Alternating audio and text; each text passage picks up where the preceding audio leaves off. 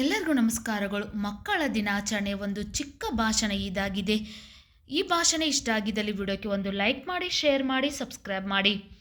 ಪಂಡಿತ್ ಜವಾಹರ್ಲಾಲ್ ನೆಹರು ಅವರು ಮೊದಲ ಪ್ರಧಾನಿ. ಅವರು ಮಕ್ಕಳ ಮೇಲಿನ ಪ್ರೀತಿಯಿಂದಾಗಿ ಅವರು ತಮ್ಮ ಜನ್ಮದಿನವನ್ನು ಮಕ್ಕಳ ದಿನಾಚರಣೆ ಎಂದು ಆಚರಣೆ ಮಾಡಬೇಕೆಂದು ಹೇಳಿದರು. ಪಂಡಿತ್ ಜವಾಹರ್ಲಾಲ್ ನೆಹರು ಅವರು 1889ರ ನವೆಂಬರ್ 14ರಂದು ಭಾರತದ ಉತ್ತರ ಪ್ರದೇಶದ ಅಲಹಾಬಾದ್ ನಗರದಲ್ಲಿ ಜನಿಸಿದರು. ಮಕ್ಕಳು ಪ್ರೀತಿಯಿಂದ ಅವರನ್ನು ಚಾಚಾ ನೆಹರು ಎಂದು ಕರೆಯುತ್ತಿದ್ದರು.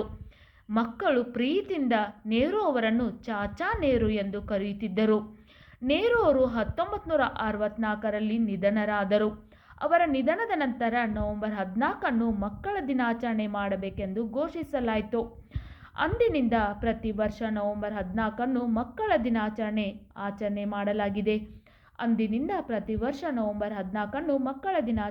ಆಚರಣೆ ಮಾಡಲಾಗಿದೆ.